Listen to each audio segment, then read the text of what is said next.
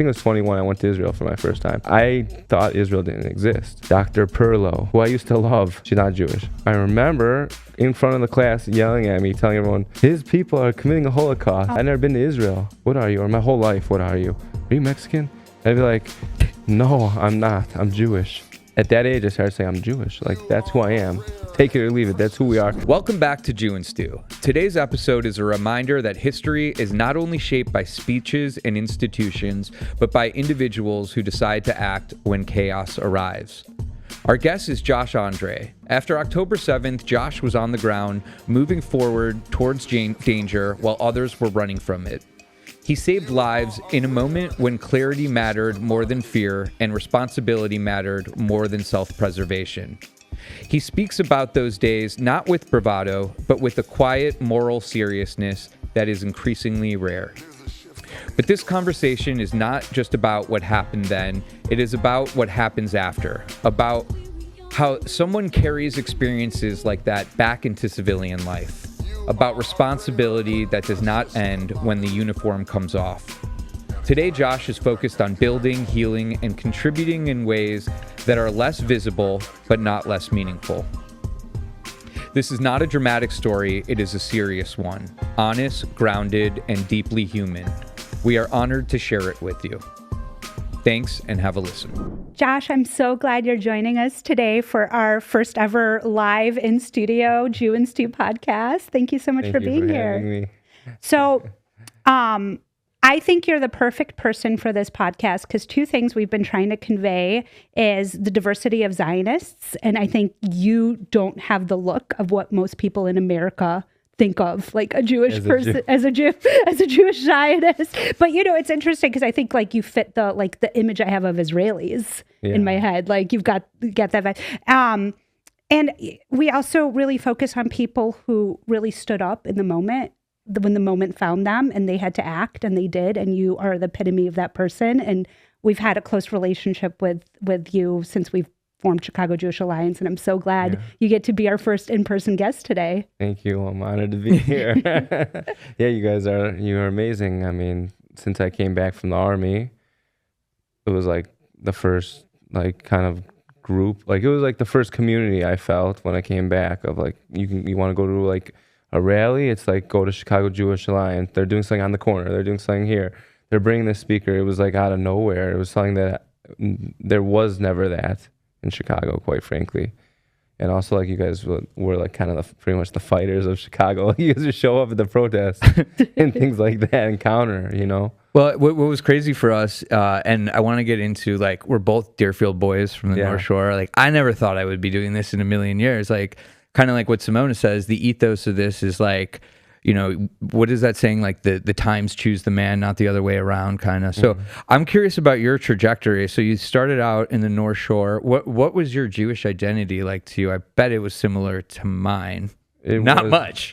Yeah, I mean, you probably can understand, like, it's the North Shore Jewish mentality or upbringing. It's like you're Jewish by default because you live in Deerfield. Like, everyone around you is pretty much Jewish.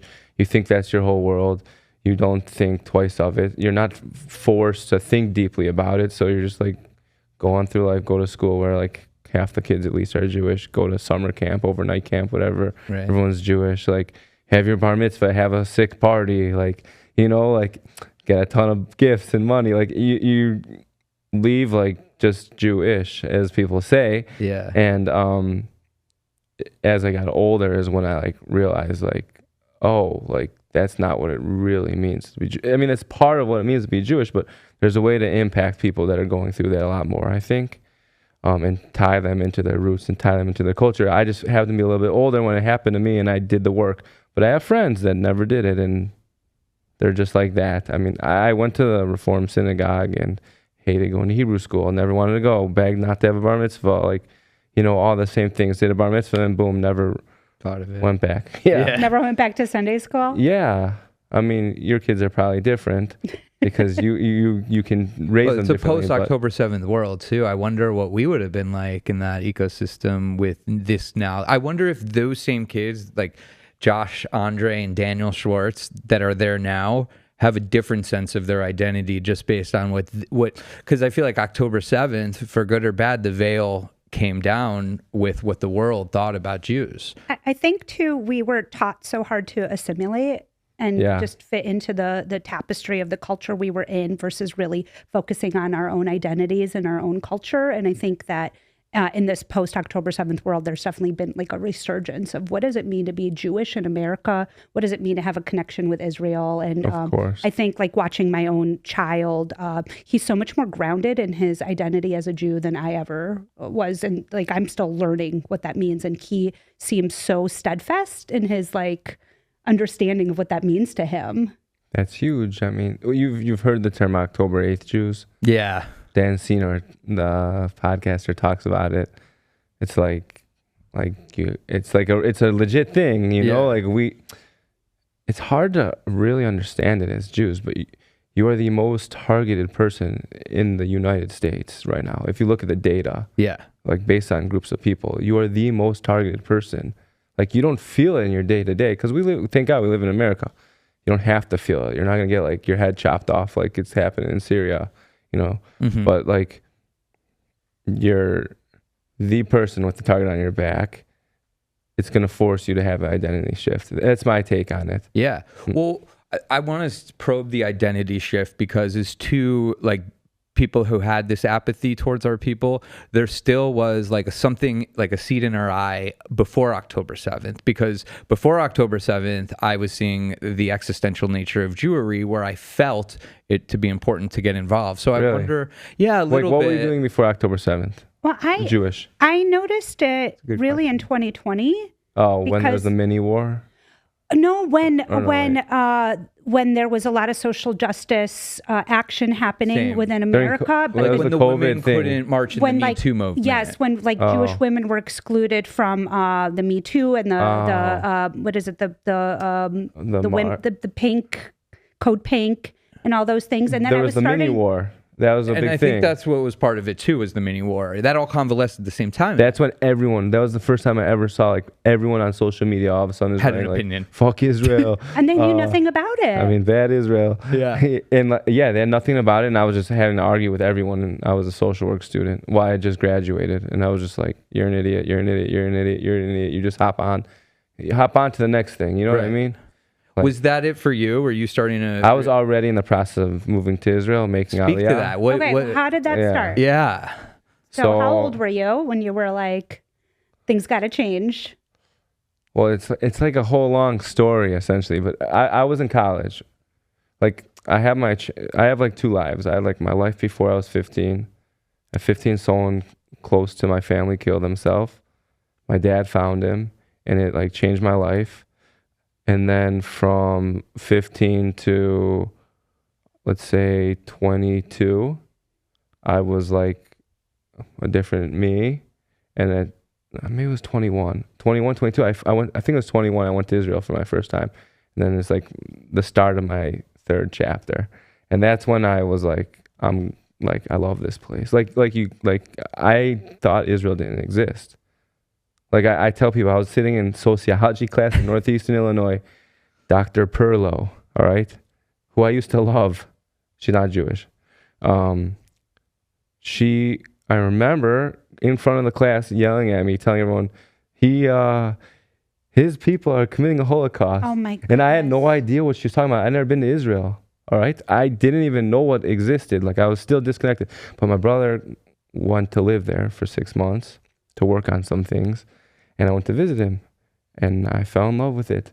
And that was also like when I fell in love with being Jewish more and more, and started like realizing like when people would ask me like, what are you? That was the big question at Northeastern Illinois.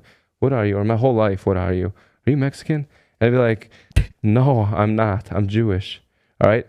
But before I got to that point where I'd say I was Jewish, I would question, wait, what am I? Like, my grandpa came from here, and my grandma came from here, and this, that. And I never like knew what I was, you know? So at that age, I started saying, I'm Jewish. Like, that's who I am. Take it or leave it. That's who we are. Didn't matter. We lived in Poland. They called us Jews. You know, we lived in Iran. They called us Jews.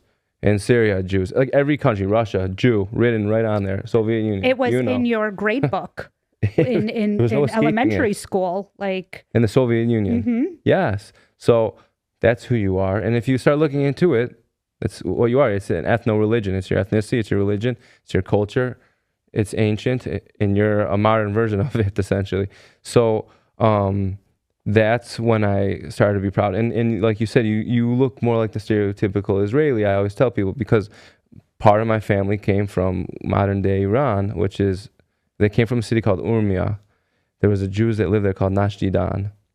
And Nashdidan lived in a mountain. It was really Assyrian, like they're really like Assyrian Jews, like the people who live in Skokie.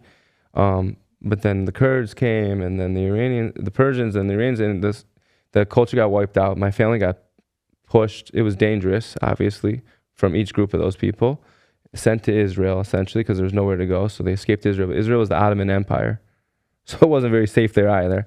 So they came to Chicago because that's where the people they could speak with were the Assyrians. So that's how we end up here. So yeah, like I never understood my own story. It took a lot of like my own research.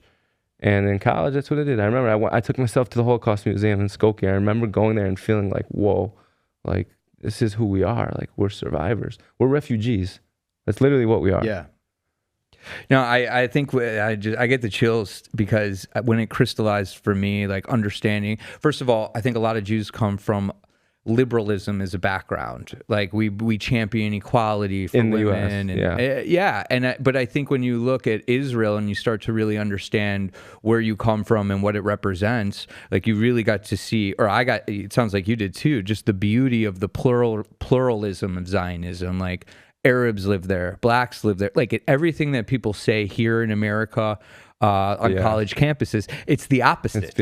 You know, and when that crystallized for me, I have this thing with the truth. Like I won't budge on it. I've always been like that. And when that lined up with my identity and it really kind of came together of like what we represent, it was so beautiful. And you remember your first times there? Yes. You've been, I hope. Yes. Okay. Oh, yeah. Okay. Yeah.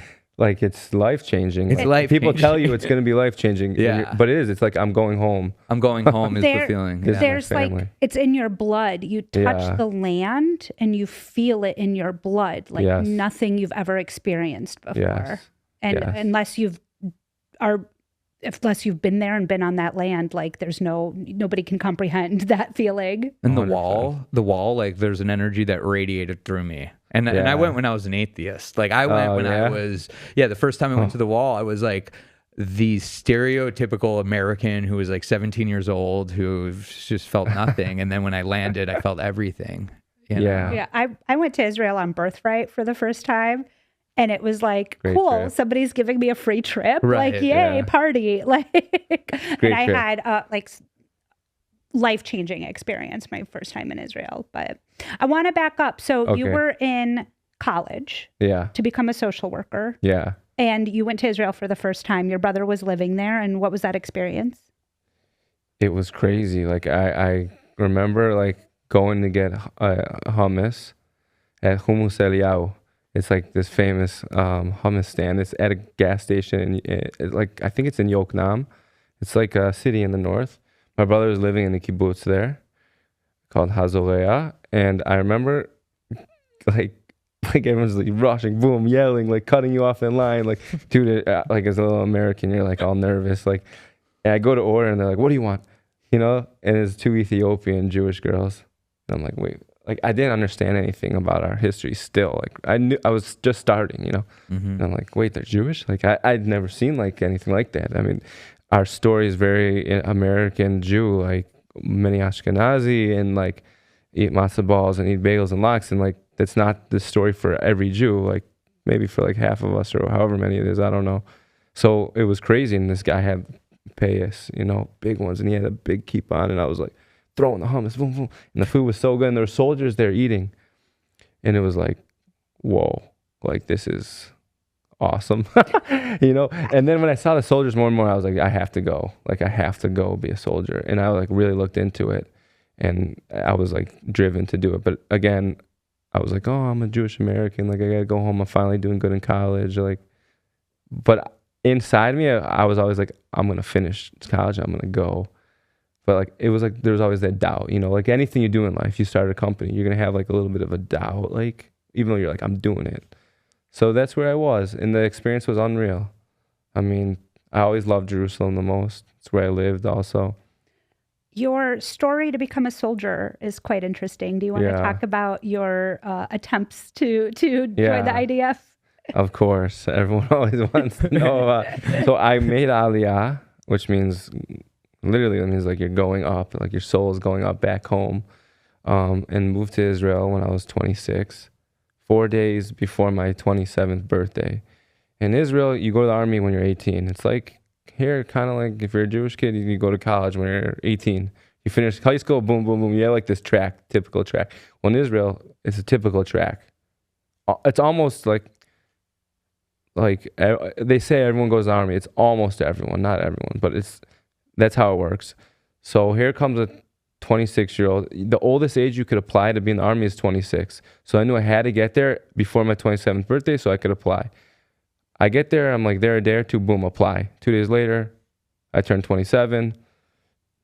I'm waiting to hear back, and I get denied. All right, they're like, no way. They're like, dude, you these are for 18-year-old kids. You're a grown man. Like, and I was like, first off, when you move to Israel in your second language, you like go back 6 years of age. So I was like a 20-year-old there.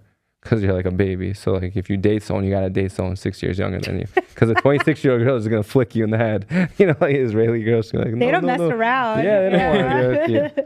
So I get rejected by the army for months, all right? And I'm appealing and applying. And I would go to the drafting office and just be like, I have an appointment today. Let me in right now. They'd be like, no, you don't. I'd be like, I swear to God, let me in. And I'd like fight with them. I would get in there and I'd fight with everyone. Everyone knew me in Jerusalem because of it at the drafting office. And nothing was working. And what happened was I started to draft my story. I would write a little note on my story. I'd say, I'm Josh Andre. I'm 27 years old. I came from Chicago. I have a master's degree in social work.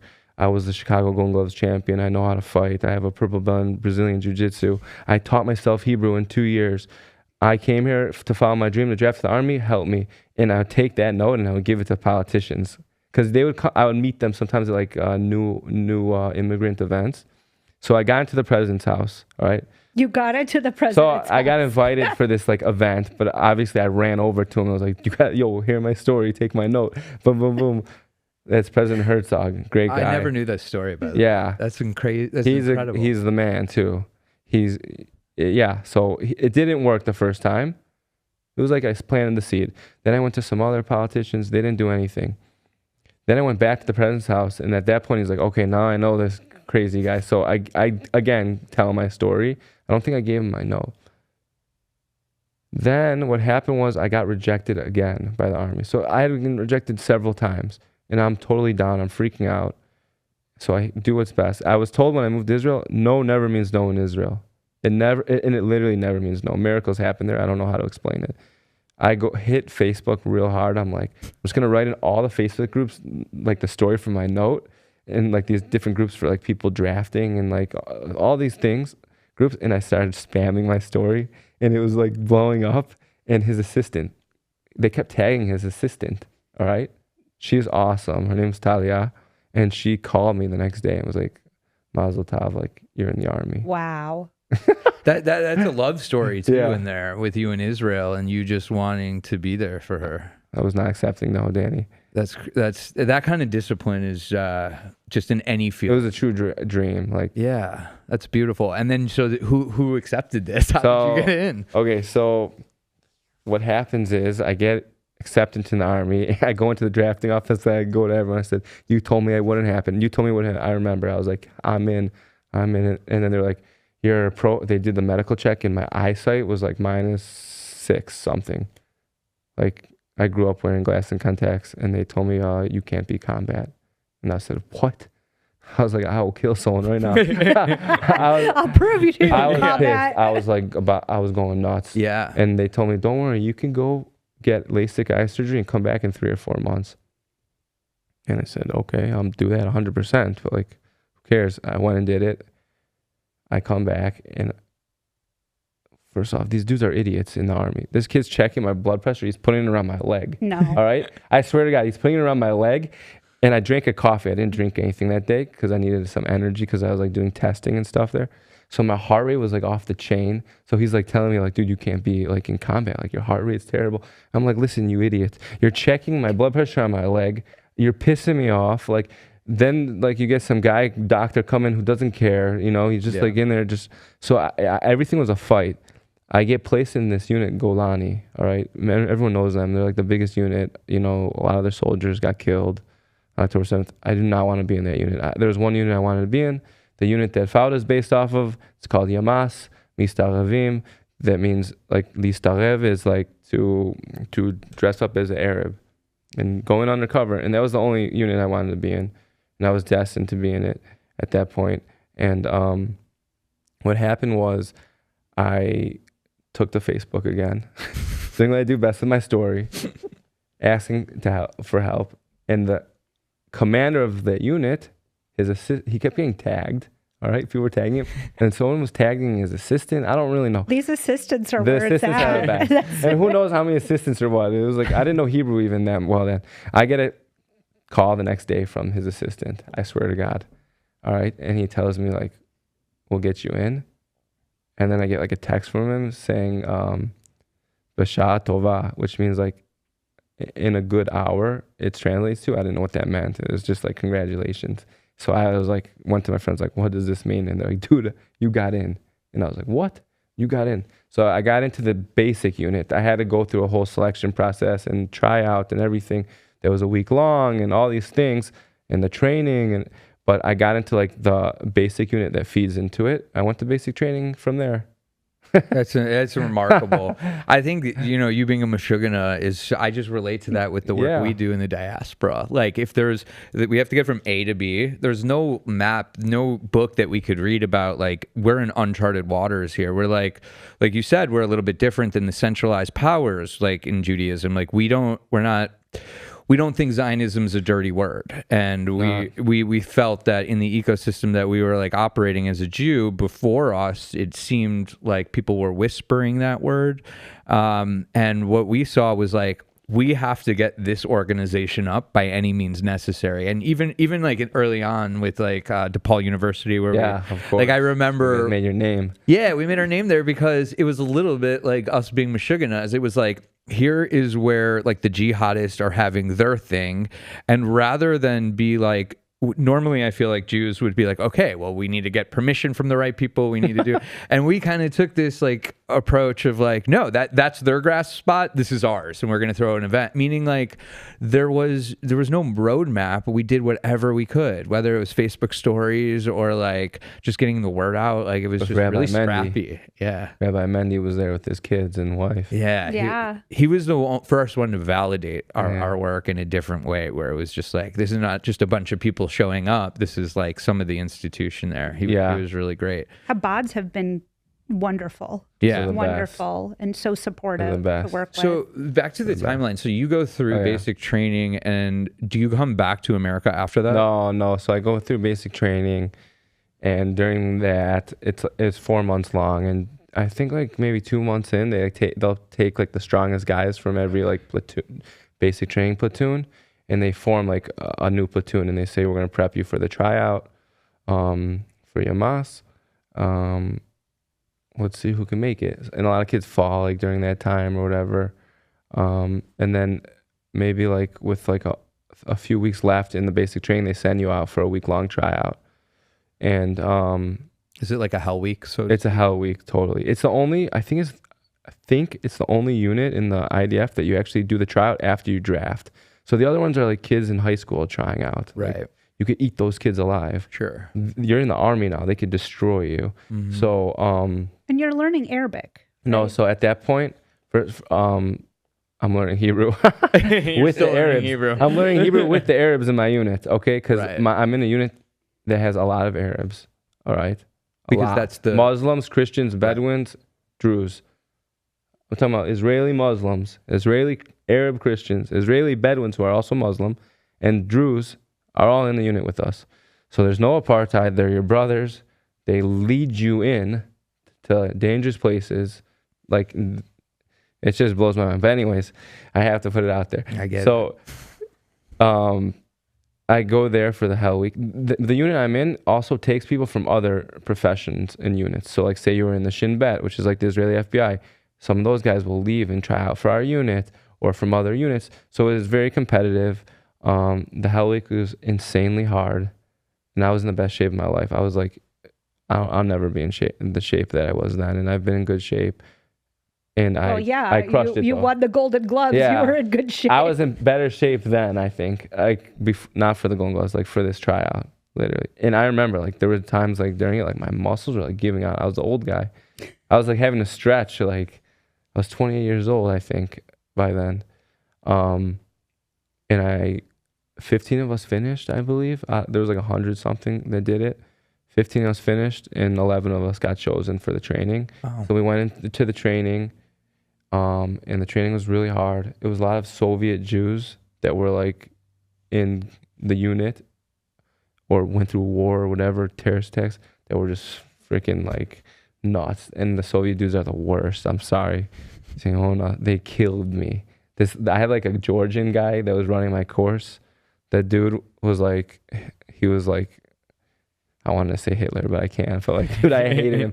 True story. I told him, like, so what happened was, like, one night in the course, like, you had an hour to be on your phone or whatever. And I, like, went over the hour. Like, I was calling my mom or something. I don't know. And so there's, like, young kids that are, like, the commanders of the course, but then there's, like, the instructors who are the old Soviet guys, Soviet Jews. And the commanders were, like, in the units. In my unit, they're just like, they take like a month or whatever to be in 4 months to be in the training. And one kid tells me to get off my phone. It's after the time. What are you doing? I said, listen, shut the hell up. I'm 8 years old. Don't tell me what to do. I like went all nuts. He goes back to the Georgian guy, the commander of the course. And the guy goes, all right, everyone, there's no more phones for the next 4 months. So I got all these kids in the course with me who had like girlfriends and stuff. He takes all their phones. I feel terrible. Like their girlfriends are breaking up with them and stuff. Oh my God. And I also want my phone. And what happens is I try to go up to him. I was going to leave the training. I was like, fuck this. This guy's making me like the enemy of all these kids now. Like it was all mind game there. It's all mind game. He's not like allowed to actually do that. He just did it. So I tell him, hey man, I need my phone. I know you took everyone's phones, but I need my phone. I just got engaged. I told him, so I made it up. So I'm telling, and he goes, well, where's the ring? And I go, look, I don't have money for a ring. I'm a lone soldier. So he had like sausage fingers. All right, he like unscrews his ring, and he goes, now you have a ring. That's a Russian for you right there. And I was like, dude. So that was how my course went, and I finished. Yeah. Did he give the rest of them back their phones? No, he didn't. And then they whatever. It was just, it's all mind game. They destroy you during the course too. And then at the end of the course, if you pass, because not everyone passes and it sucks, you get put into different areas. So like there's a few units. There's one for Jerusalem, for East Jerusalem. There's one for the West Bank, Judea and Samaria. There's one for the Southern Division, which is Gaza, southern borders, so Egypt and Jordan for the most part. And then there's one that's like kind of like all of the country, like on call. And everyone wants to get placed in Judea and Samaria because like everyone there just smokes terrorists. Like those are like the best dudes, like the elite. And my like out of the course, they're the elite. Once everyone's done through training, everyone's the same, but like they're like your top dogs. They kind of hook you up. And I didn't get put there, and I was pissed. What year was this when you were going through this? This is 2022. Yeah. So 2022. Right before. Yeah. I was in my unit, and I got placed in the Southern Division, so the Gaza unit. And I was placed there. So I was bummed. There was not much going on back then. There was a ceasefire between us. There was not a lot of operations with Gaza. So most of the work was in Arab villages within Israel's borders or Jordan and Egypt. So I wanted to be in Judea and Samaria because that was where all the action was. I ended up getting placed in the Southern Unit and the Gaza unit, and it was the best thing that ever happened to me because those guys are like your brothers. Because that unit has mostly mandatory service, so younger guys, whereas the other units have a lot of people that it's their profession, so they're older. They might have been my age, but they don't care. They're doing it, it's their job. So I was with the bros, essentially, with the boys. And like they're like my brothers now. So I got placed there. And eventually, this gets to my story, is that I can't remember. It was in the summer, I think. was the first time that the terrorists came back to the border of Israel and Gaza and tried to attack. All right. So when that happened, I remember it was Shabbat. I get a call from my commander. He was like, hey, I was so stupid too. He was like, hey, I need you today. And I was like, I can't come. I'm with my wife. I'm with my fiance, well, my girlfriend at the time. He's like, I need you. Like, we got a mission. We're going to the border of Gaza. There's terrorists. There's intelligence that they're coming to the border to blow the border up, to shoot at the neighboring towns. I'm like, nah, I can't come. But inside I wanted to, kind of. Inside I wanted to, but I had to be a boyfriend because you're not home a lot. My teammates get called in. They have to, because you have to come from home often. Like, sometimes I'd get home after a 4-hour drive, and then they'd call me and be like, hey, we got a mission, come back. And I'd be like, dude. So they go, and then they shot the terrorists that came to the border. There was a few of them. And after that, that's when it started, that they started calling more and more. Because what happened was the borders were open for work, so Gazans could come into Israel and work. You'd see them, like, in the kibbutzim and everything where they attacked. All those dudes were working there, all right? People don't realize that. Like, you felt bad for them almost. Like, give them a Coke here, buy them some chips, like, whatever. Those dudes were working there. So I think it was Bennett was Bibi was the prime minister still. Sorry. He closed the border to the workers eventually, I believe. It's closed right now, and I was just seeing, and it's closed for Judea and Samaria too. And, it is? Yeah, it is right now, and I've been seeing articles about how it's creating quite a lot of financial issues, and it's because they're the workers. Yeah, but it's also like, what do you do when you have people coming into your country to kill you? You know, you can't. You don't know who's who. I remember reading about SodaStream and the success that they were having by like bringing Israeli company, right? Yeah, and it was almost like biting the hand that feeds you, because the owner was saying, "Hey, we'll take in who can be workers from Gaza." I don't know if it was Gaza, if it was from the West Bank. It was probably both. Yeah. And it was just another example of like us trying to have that commerce. And I forgot what... That was Naftali Bennett's mentality. Bring them in, give them jobs, give them opportunity, and they won't hate you. Well, it backfired. It backfired. I mean, that's how they got provided the maps of the kibbutzes and everything. That's what I'm saying. They were there. Like, yeah, like I joke, there's this time I see this guy, I'm going home from Gaza before October 7th. I'm in Sderot. And there's this dude waiting for the bus next to me. He's got like bags. So right away, I'm suspicious. I go home, in my unit, no uniform, just a pistol like this. Like, you kind of dress like an Arab. Well, and I want to interrupt for a second, because a lot of people don't know this. It's very hard to actually be able to carry a weapon in Israel. So for you to have a pistol and be able to... I was in the army. You were in the army, but most civilians do not have the right to carry guns. Yeah, they have to give you, you have to live in a certain area where there's a risk or whatever. Ben Gvir's made it a lot easier, but before that, it was like way harder. Even for me, the day I got out of the army, I had to give my pistol back, and now all that training goes away, so I'm a civilian with no gun. And it's like, dude, what the hell? You have to apply and go through this. I was like, screw that. I didn't know that. That is interesting. Mm-hmm. I mean, a lot of civilians have guns, because almost every terror attack is neutralized. Every terrorist is neutralized by a civilian with a gun. So it's proof that it works. But everyone's also trained in Israel. So it makes it a lot easier. And it has this mentality. And it's like... All right, so you see this guy. Oh, yeah, you so I have see your this pistol. guy. He's got his bag. So I go up to him and say, what's up, man? What's going on? Just to check him out. He had a bad energy, all right? And he looks at me, and I'm like, you all right? Like, bro, he's like a little skinny guy from Gaza with all these bags. So I'm like, what's your name? He looks at me and he tells me, Akevet. Akevet in Hebrew is train. He's trained? He didn't know Hebrew. He was just like a worker there, all right? So I'm like, what's in your bags? And I like kind of like kicked him, like just to like look in, see what it is. And I realized it was clothes. He was a Gazan. He didn't have a lot of money. He probably comes and works here and then goes back there. So I gave him my water. I had water in my bag. I gave it to him. I had gotten a gift from the army for lone soldiers. It was this duffel bag. I said, you want this?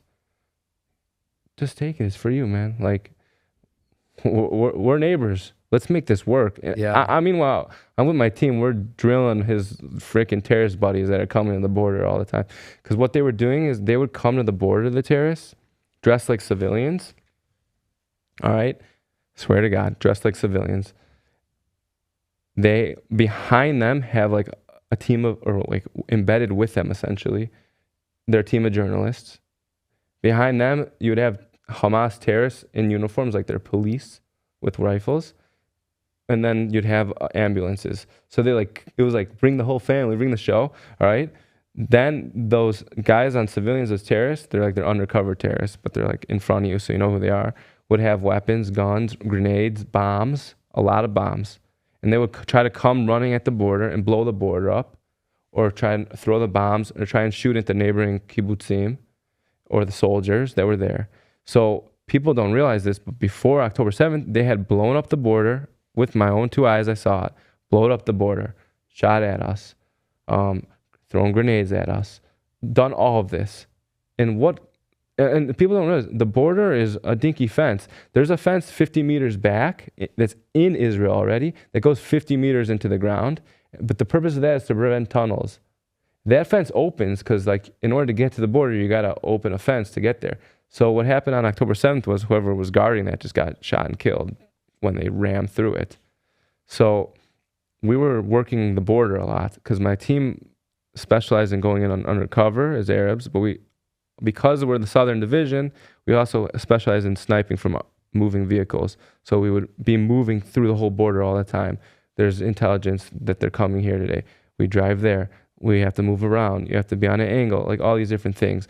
And Israel is very scared of the world pressure. So what they want you to do first is just shoot gas. So they have the army come in, like the regular army, and just shoot some gas at them. The gas does nothing. It messes you up more than them. It blows back on you, and you're like, oh. I never really got like that, but a lot of guys get like that. The Arab guys will like pick it up and like act like they're smoking it. I swear to God. Like it doesn't faze them. Then after that, then they go, okay, you can shoot him in the legs, but shoot him with a small bullet that's going to split open when it hits their bone so it doesn't hit someone else. So then you bring out your sniper from your unit and he shoots them in the leg. All right?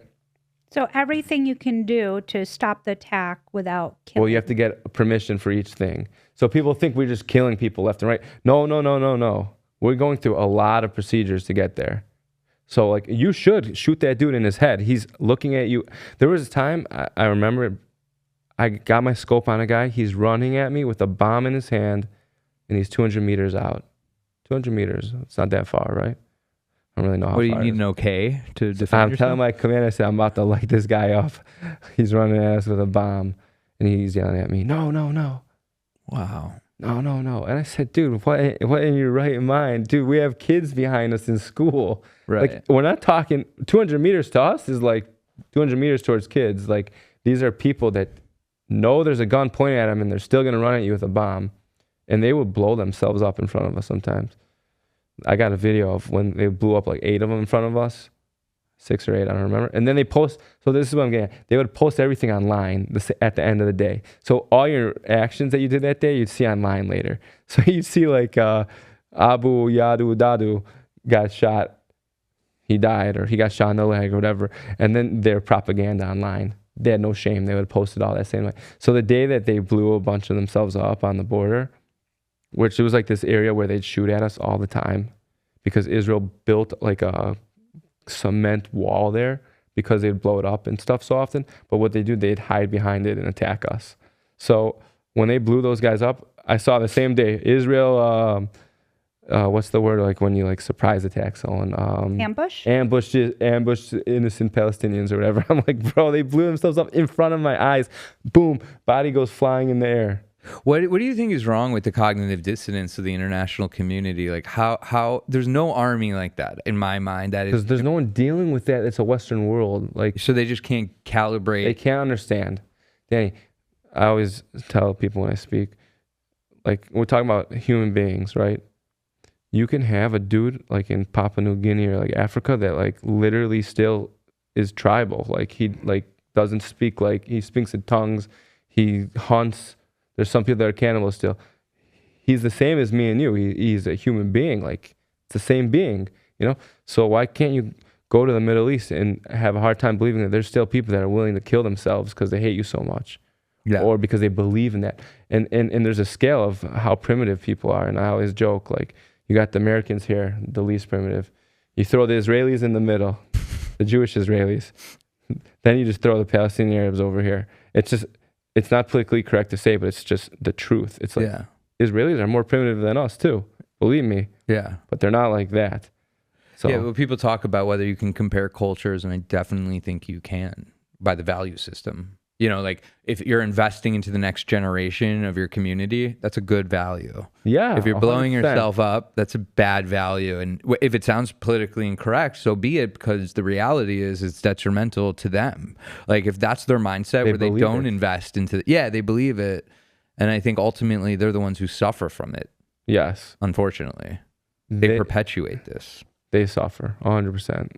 Again, I can't say like they all hate us or this, but like I would, from my experiences interacting with them and seeing and being in their homes, that a lot of them hate us. Like the vast majority hate us. However, it doesn't mean they will hate us forever. It's like people change, and you can change a group of people. So like in Rafah, for example, right now, like, which Biden didn't let us go in, but let's get to what Rafah is now. Rafah is already having schools that are re-educating kids to have peace with us. Who set those schools up? I am assuming I don't know if it's Abu Shabab or whatever. Yeah. The militias like that Israel is working with to take over it's very small areas in Rafah, but still. So they partner with us. Like This is like 30 years plus of work yeah. to do this deprogramming. But there's a way to buy people in. Like if you look at Arab that's in the IDF with you, the dude's fully bought in. He knows I live in the Jewish country. It's great for me here. I know I'm a minority here. These are my brothers. I serve with them. I have my religion. I'm going to respect theirs. All right. And it's like, yalla, this is great. Like they love it. Like, so it's possible to get there, you know? Well, and again, that's what we claim to want here in America, right? Yeah. You mean the people that are anti-Israel? Yeah. They're all idiots. I think of the kamikazes because they're the last example that I can think of in my head of that in Japan. Yeah, where they were willing to blow themselves up, let's say, and then one generation away, they're our biggest trading partner. Yes. However, when I brought that up, it was at the Illinois Holocaust Museum on a panel, and someone raised their hand. They're like, "Yeah, but didn't we drop 2 atomic bombs on them?" And I was like, "Oh shit, bro, that's a good point." Yeah, guess what? Like, let's not be politically correct. That's what you really needed to do. Unfortunately, they had hostages. You couldn't. But it was like, dude, you needed to show force and just boom, Kinetic boom, boom. energy. Like, what do you have now is if you look at the news, like Hamas is trying to rebuild like their forces. So I think they have like 30,000 soldiers. They're not their best soldiers because we killed all those guys, but still, like, yeah, it's infested. Like, and people say, well, what do you expect? They have no hope there, you know? Like they have nothing to live for, and it's like, no, they've been offered. Like they're like they could have had Israelis a paradise at this point. This could have been. Think about how that prime it might be estate, still. Like I think Trump's like if they can stick in land, that place would be the most prime real estate in the entire world. Christians, Muslims, Jews. If we can all just go. Man. But I also see like such conflicting videos. Like I see influencers from Gaza posting videos of like going to the mall and having these nice lunches and all these things. And then I see these videos of like rubble. all the destruction. And I'm like, how do both of these things exist?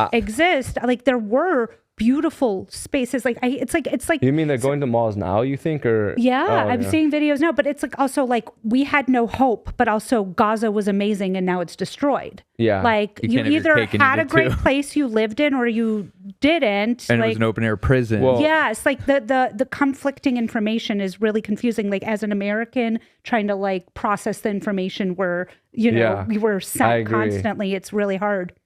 Well, the truth is they're first off, it wasn't an open air prison, but yes, it was like a highly surveyed area by the IDF, although October 7th happened, but still, I mean, like, you know, I don't know what the wording is, but like it's not a blockade on the water, I don't think. I forget what they call it.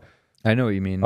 You have the border fence, like, but like it's also like, let's say we're 2 countries, they're not a country, but let's say we were. All right, like that would be fine. Like we have our country, you have your country, freaking build it. Like, Yeah, you're like, responsible you guys love for building your stuff regardless. country. Right. Yeah. So, and honestly, I don't know like what's like still intact. Like where I was in Gaza City, in Zaytun, in Jabalia, in a bunch of other neighborhoods post October 7th, this past summer when I went back in, I mean, everything was blown up. I also think it's unfair that the Jews are responsible for Gaza's development. Like you're saying, like there's a wall next to Egypt. It's a little bit more of a robust fence than we have even. Yeah, you know, like way where more are there? robust. Yeah. Yeah, it's just. But they're a third world country. They'll shoot your head. Like in Egypt, yeah. They don't give a shit. You know who guards the border in Egypt? Who? So when you get to my unit, you learn about you have to memorize and learn so much. I forgot so much of it.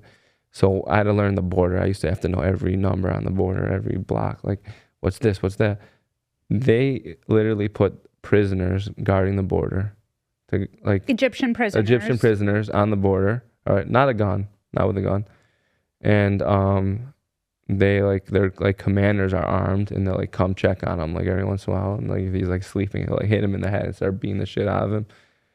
But like in order to smuggle stuff into Israel, they would just get bribed by people. So they give them a hooker or drugs or whatever, and boom, they smuggle them in. So we would catch smugglers with hundreds of guns. Sometimes my unit, we would set up ambushes and catch them. I mean, I have pictures of tables full of guns, brand new guns. But these guys didn't like hate us, these smugglers. Like you catch them and they'd be like, we respect you. You did a good job. Like they're just trying to make money, I think. I don't really know, but those guns go to terrorists. Yeah. So it's like, it is really important. So let's bring it to October 7th. Yeah, but sorry. Can you tell us your October 7th story, but in less than 5 minutes? Yeah. October 7th story. Okay, so I get sent home before October 7th, a couple days before. I had stayed because there was good intelligence that there's going to be something. Nothing happened. Some of the guys come, switch me out, do me a favor, let me go home because I'm older than them, be with my fiance. Saturday morning, I wake up to a call. I woke up to a lot of calls and messages, like balagan, like mess, like come here, I'm getting shot at, terrorists here. Like it was like every. Oh wow. Yeah, like every. These are like your brothers. These are my teammates. These are your Yeah. Usually when you get calls like that means you have to go in. But like they get the team together, you get picked up, and we go in. Like we come get our gear and we go. But that day you didn't have time to do that. So it was just like come here with whatever you have and start fighting. So that's what I did. That's what my friends did, and they're really true heroes. I hear a boom in the morning. I go outside, I cock my pistol, and I'm like, it was Sukkot, so people are eating in their sukkahs. I'm telling them, go inside. I didn't have enough time to read my messages and listen to everything. I heard a rocket was close to Jerusalem. It sounded like someone was shooting. I didn't know. Like, get inside, there's terrorists. I thought maybe they got into Jerusalem, but by then I didn't know. Then I go back in, I like look at my phone for a second, sit down, I'm like, oh, like my mind's about to explode. It's all in the south. I got to get down. My team is there. We used to sleep on kibbutz Nachalos. Like it's the closest place to homes in Gaza, that kibbutz. So I drive down there, and while I'm driving down, there's rockets falling. Like this, everything's burnt up from rockets. As you get closer, and you start seeing cars of people shot up. And I get to Ofakim, and Ofakim is a city that they got to. I thought my team was there fighting. I didn't realize I didn't realize the scale of it. I didn't know my team was stuck in the kibbutz fighting all day. I thought they were in Ofakim. They came, there was terrorists in Ofakim. They're killing them. Like, so I get there. There's some cops there. They tell me, you gotta be careful. There's still terrorists. I'm like, oh shit. Like, so I just go in with my pistol. The first house I see some police there. There's a cop that speaks Arabic on the door. There's this guy in flip-flops with a pistol, and he's very distressed, and he's like, keep your gun down. And I'm like, what's going on? There's terrorists in there. They're holding my parents hostage. All right, so terrorists were holding his parents hostage. At the time we thought there was 3, but there was 5 of them in there with a grenade around her head, open safety, so if he were to let go, it would blow up. He's yelling that at us, put your guns down or I'll blow her up. October 7th in 5 minutes. All right. I know. I hear bang, bang, bang next to me. My commanders have these terrorists. There's terrorists everywhere, by the way. But the building next to me, they tell them to come out and surrender. But they got full gear, grenade launchers, AKs, drugs, Qurans. They shot them up when they came out. And I eventually like the whole long. Let's try to fit it in like a minute now. I don't realize that my team is fighting at the kibbutz. This house starts getting more people there, so they handle that. I get switched out by Yamam. Yamam is the best unit in Israel. They're like our hostage rescue team. They come in fully geared. They end up killing all 5 of those terrorists in the house. It was a crazy Saving the hostages. I remember this story. But She's very famous. Her name was Rachel. She gave them cookies to calm them down. So they switched me out. No glory to me, but I'm grateful that they survived. I went on through the day just searching for terrorists in Ofakim. I mean, there was bodies everywhere of terrorists or civilians. I mean, I have said before, like I found a lady that got shot up, pulled out of her car, and then they ran her head over, blown up skull. Like you would turn a corner, nothing there. You'd come back a couple minutes later, car shot up. Like it was like you and your luck. Let's be real. It was all luck. So it was a lot of that of like someone saying, please come to my house. There's a terrorist here. Like, how did you deal with this emotionally? Were you like, did you even have time for nervousness or anything? No, or I was very nervous. Adrenaline? I was very nervous. Usually I'm not. I never felt like that on a mission. But it felt like you had no control. Like when you show up in power with your boys, you're good. But when they bring it to you, you're like, holy shit, like what's going on? And I'm like hearing all day long different messages, voice messages from friends that are getting shot. Please save me. Or my friend whose brother and parents were killed in Kfar Aza from my unit saying they're yelling Arabic. I hear crazy gunfire outside my house. Please come, please come. And it kills you inside. All you have is your pistol and you're like trying to help as much as you can. But like everyone, these are like true heroes. They ran into fire and got shot. Like knowing they all had is a pistol and 30 rounds on them against a group of terrorists. I mean, I have endless stories of friends that went through crazy things and teammates. But I always tell the story about my team that got stuck in Nachalos because I love them. Terrorists didn't know they were there. We had an armored vehicle there. There was 12 of them there. They spent the whole day stuck there. The army never came to save them.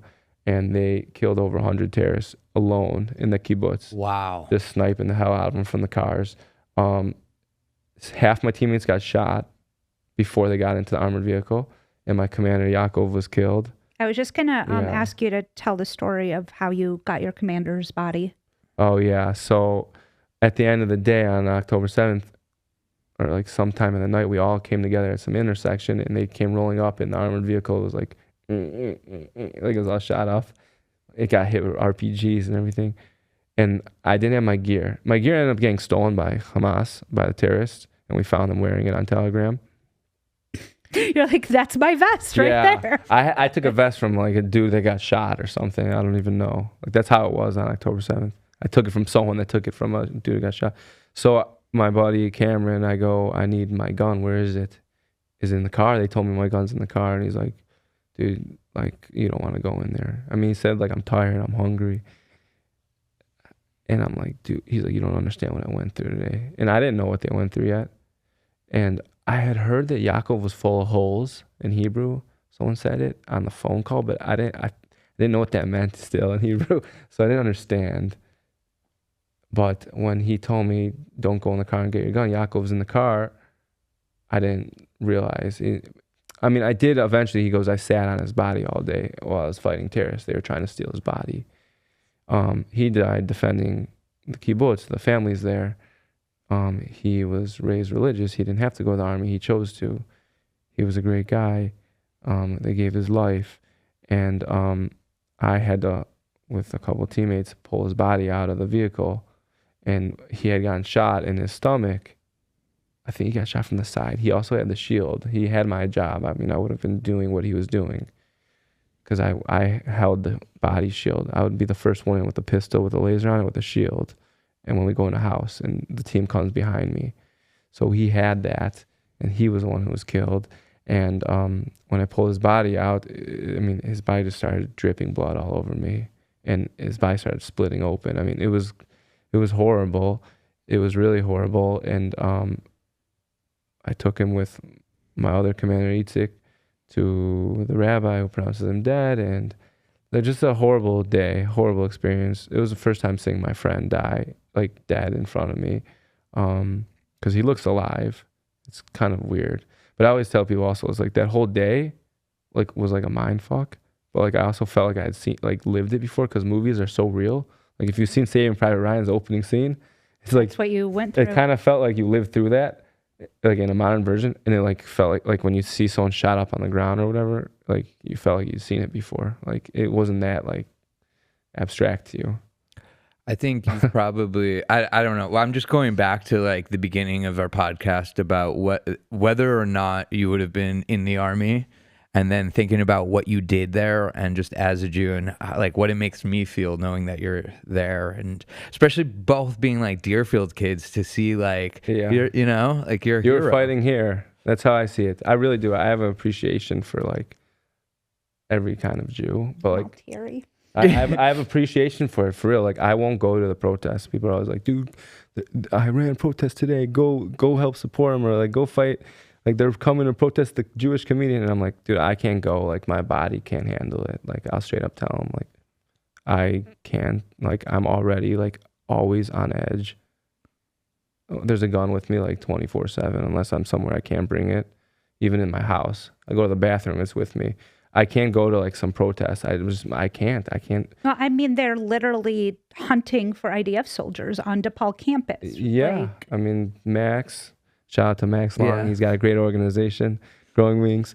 But you're right. Like I have a target on my back. I get messages from people all the time. They'll never really say it to my face, but people are crazy. They'll come to your house. I don't know. Like, you know. well, I think this is a good opportunity to talk about some self-defense. It is. Yeah. Tell us what you're up to now and how we can get involved. All right. So when I left the army, I was very lost. I spent a year sad, I always say. Like, I was just sad. Like, I don't know how else to put it. It was a tough year. And I remember the feeling of like, when you go into a house and like a lot of times my missions would be, you go catch someone before they commit a terrorist attack. You have intelligence, Hamas, Palestinian, Islamic Jihad, whatever. You pop out in the middle of the night, like 4 a.m., 3 a.m. You breach open the door with your team, fully suited up. The only thing you see is our eyes. Don't see our fingers even. And you are so quiet. You get into the room. The dude wakes up in bed, naked with his wife and kid, and he's got 10 guns in his face. He shits himself, all right? He doesn't want to mess with you. And the more people with you, they taught me in my training, the better you always feel. 4 guns is better than 1 gun, you know? And that stuck with me. And when I came home, I saw like, okay, like we were talking about at the start of the podcast, Jews have a target on their back. Look at the data on hate crimes. No one's targeted more than us. Like you said, hunted. Doesn't mean you have to be scared, but it just means you have to train. All right? You have to have a mentality shift. Like, You have to be aware of your surroundings in public spaces like you've never been before. 100%. You're a different Jew. Like we said earlier, October 8th Jew. You're a different Jew. And that requires training. All right? So with my friend Shimmy, who was in the Shin Bet, I started IDF fence. And what we do is we take Israeli training and logic and this like mentality towards defense, and we make it compliant for the U.S. So what we do is we train synagogues. How every kibbutz has a first responder team made up of like the dads of the kibbutz, and those are a lot of the guys who fought back on October 7th. So what we do is we train a synagogue. We say, do you have 4 to 10 guys that are willing to give 10 hours a month? And they're like, sure or no, like, you know, and we train them from the ground up. How do you defend? Like, a cop will take minutes to get here. You can take seconds. It's, So what is the average 911 call response? I think it's over 10 minutes in Chicago. Is it? In Chicago, they won't even come. I think it was like 17. Yeah, it's a They lot. won't even come in Chicago. It's a Yeah, lot. if they come, it's like 17 minutes. So we train you to do it in a safe way. It's fun, to be honest, and it's like straight to the point. Israel doesn't have time. They're pumping soldiers out. So we take the same method, pump you up. Like my jiu-jitsu coach, Jay Valco, he told me once, this was years ago, I was younger, he goes, I'm a gist of things kind of guy. I just need the gist of things. And it stuck with me forever. And I was like, that's exactly how I am. Like, so I train people, let's get the gist of things. You can, if you want to get expertise, you can train and get there, but let's get everyone the gist of things so you can defend your family, your synagogue, yourself. So I do that with Jimmy. We'll train people for their home. How do you defend your home? Like, what do you do in these scenarios if someone comes to your home? I moved into my apartment in Chicago 3 weeks later, robbed, stole everything from my wife and I, like her wedding ring, her engagement ring. Was it the Russians ring guy? No. Oh, wait, who? The Georgian guy. Did they get that ring? No. Because that ring is something that you got to hand that down. I wish I could say his name. I love that little sausage. But totally. And we also did, Chicago Jewish Alliance did with you, and you gave us like advocate. Well, we did one of your courses, and we learned. We did 2 Krav Maga training. And it was like stuff we would never think of. Raise money. Well, we love you. So I appreciate that. I'm going to interrupt for a second. We helped you raise money to go back to Israel to serve. Yeah, we didn't do shit. I mean, that sucks. But our part's nothing. Your part's raised the everything. backpack for you to have on your way to go be a hero. I appreciate it. It did. It was hard. I mean, I left. I didn't have work. I left to go. But when you told me that you had to sell your gear to get your flight. That was when I left when you were leaving. Time. Yeah, like, I don't know. That just hits. I think people don't understand how what people like you are sacrificing to do the work you're doing. No clue. They don't know. They don't. There were some really nice guys to keep us safe. Yeah. There were some really nice gentlemen from Northbrook that helped me this last time, and it actually saved me. Like, pay my rent, help me with gear. Yeah, I mean, you pick up and you leave for months at a time, and it's like, it sucks. It's hard. Like, I'm about to get called back, I think, too, and I'm like, inside, it's like you live with the constant stress. You got to go back. Like, what's going to happen? Like, I have clients that work with me. I got to tell them I got to go. I had a client. I told him I got to go. He goes, dude, I got high like every week after you left. So you work with They've won you. You do trauma work. So I'm a licensed clinical social worker. So I'm a therapist, but I do therapy. I use boxing for therapy and Krav Maga. I intertwine it all. Because the trauma lives in your body. But really what I do now is I work for this guy. It's called AR Intervention. His name's Andrew, and he is the man, a fellow Yid, a good Jew. And what he does is he trained me and mentored me. So I got sober when I was 16 years old. I was hooked on drugs. I overdosed when I was 15. I was in a coma, the whole shebang, heroin, whatever you want. And I got sober at 16. So I was always helping people, and especially helping people get sober. So what we do now is we do interventions for people. The families hire us. They say, my kid's struggling, my adult son's struggling, and we go. And either we'll find him on the street, we'll pull him out of his apartment. I'll sometimes have to live with him for hours and days on end. And then eventually I fly him to get help and treatment. So that's really what I do. You're an amazing human being. Like, I mean, I get paid for it. Don't get me wrong. I know, but I love helping. This is not easy work to go live with somebody. It's stressful. Going through withdrawal and like being in their apartment for hours where they're smoking like 50 cigarettes. But it takes a certain person to do it. Like, I'm in healthcare, we were talking about before this, and I remember when my grandmother was in hospice, I was able to get there to help her, and my cousin, who's very successful in his own right, seemed more distant. And that's when I realized, like you're saying, like, people are good at different things, and I am a caretaker, or I at least can do this.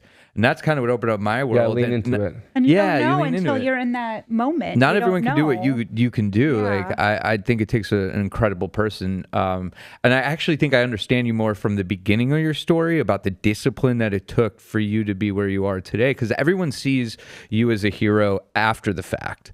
But I don't think they really understand all the nuances. Story, you mean? Yeah, like everybody sees Michael Jordan on the Bulls, but they don't know what he went through every single day practicing to get to there. The Bulls. Oh, yeah, and so true. And you, like, your love for our people makes it all make sense now, knowing your story. So we're working on some co-projects together. Yes. Yes, I'm very excited. Oh, yeah. Where can we see these projects, or how do we get signed up? CJA and Josh Andre are working on some co-projects. Yes, from our... to offer some ongoing defense training to our members and things like that. But if people wanted to reach out to you right now, if they're I want to do analysis of how to keep my home safe, how do people... And how to keep the home safe. Yeah, and I want an analysis. I teach you how to do it for real. The guy comes with a shotgun. What do you do? They can call me on my cell phone, which I'm not going to say here, or email me at josh@idefense.org. We'll have Judy. Whatever. Right. Defense Chicago. I think you type in, you'll find it. Or my Instagram, Josh_Andre26. I always respond to anyone. I'll talk to anyone. I love it. I love being Jewish. I love talking to people and meeting them. And yeah, like I just want people to, like, I really believe that you need to change your mentality as a Jew now, but don't be scared. Just change your mentality. Be more like an Israeli. Do a little training, and we'll get you there. I don't want to be a Krav Maga instructor or shooting instructor. I want to make you feel safe and get paid for what I'm good at. That's awesome. That's it, and help people. Yeah. Well, I'm excited to see the events we're going to have together and I'm the excited. Co-collaboration. And, you know, as I said at the beginning of this podcast, like, this is family. Like, you're family to us. You know, that. You've been like CJA DNA. And for me personally, you're one of the first IDF soldiers I've ever met. Like, really? You know, outside of like my trip to Israel or like my distant family who live in Israel, but like in America, and who was so